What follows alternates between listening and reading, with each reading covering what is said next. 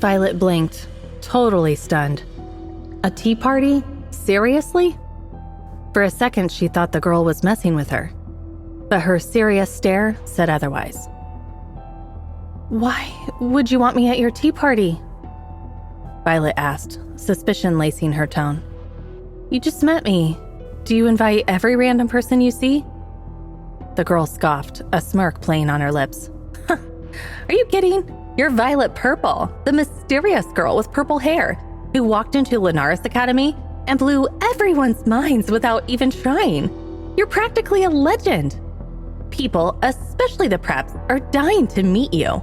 It's a shame you don't hang out with your kind, especially when they're so eager to get to know you." She made a dramatic sound. Violet's stomach churned. Getting to know her was exactly what she didn't want. She wasn't some exotic animal for these rich kids to gawk at. But the girl's tone made it clear this wasn't a request, it was an expectation. Lifting her chin, Violet shot back. "And how do I know this isn't some prank to make fun of me, like, sorority hazing?"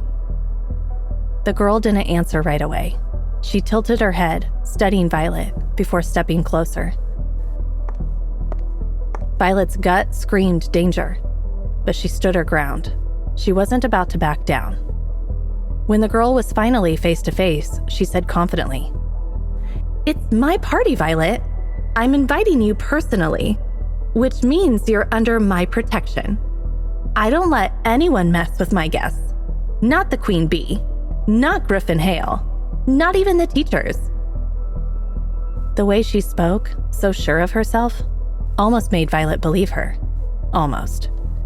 But the way this girl knew so much about her and the people she was trying to avoid gave her the creeps.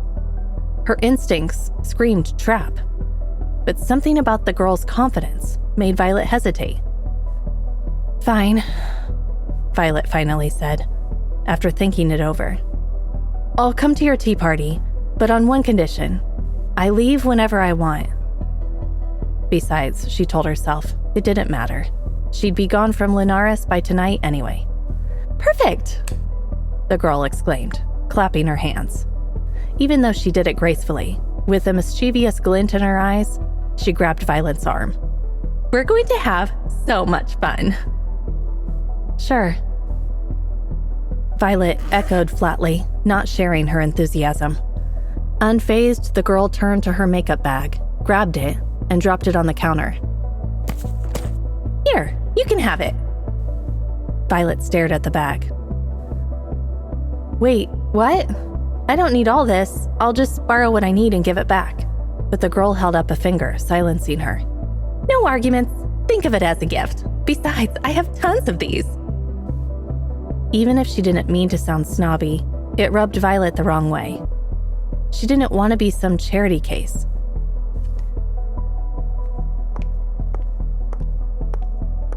But before she could say anything, the girl was walking away. "See you at my party, Violet Purple," she called over her shoulder, flashing a dazzling smile. "Wait," Violet yelled, a thought suddenly hitting her. "I don't even know your name."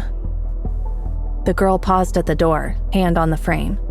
With a playful wink, she said, "Don't worry, I'm sure you'll find out soon enough." And with that, she was gone. For a long moment, Violet stared after Hope, bewildered. What had just happened? She glanced down at the makeup bag, then back at her reflection. Well, at least she had makeup. As for the tea party, if Hope was so sure Violet would find her, then the location wouldn't be an issue.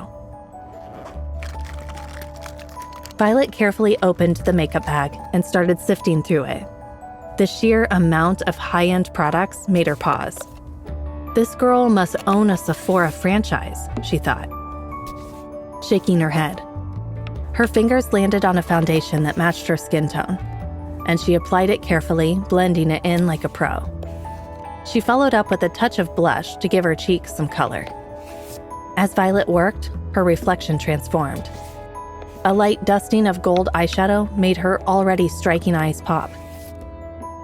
And eyeliner added a fierce edge, like she was daring anyone to mess with her. Mascara gave her lashes a thick, dramatic look. She finished with a soft peach lipstick that brought the whole look together. By the time she was done, Violet leaned back to admire her work. The face staring back at her was stunning. Her golden eyes practically glowed, brighter and bolder than ever. Any trace of her earlier tears was completely gone.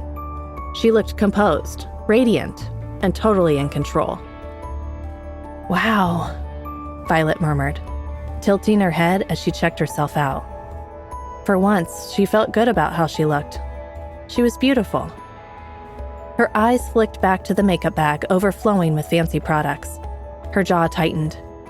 What was she supposed to do with all this stuff? The bag wasn't hers. It hadn't been part of the deal. Hope had just offered some makeup for a touch-up, not an entire kit. For a split second, Violet considered tossing it in the trash. But then she stopped. The bag and its contents were worth a fortune. Throwing it away would be practically criminal. Violet couldn't bring herself to do it. Fine, she'd give it back to Hope at the tea party. It was the most sensible solution. Violet didn't want to owe anyone anything, especially not one of the preppy elites. She could keep her end of the unspoken bargain clean.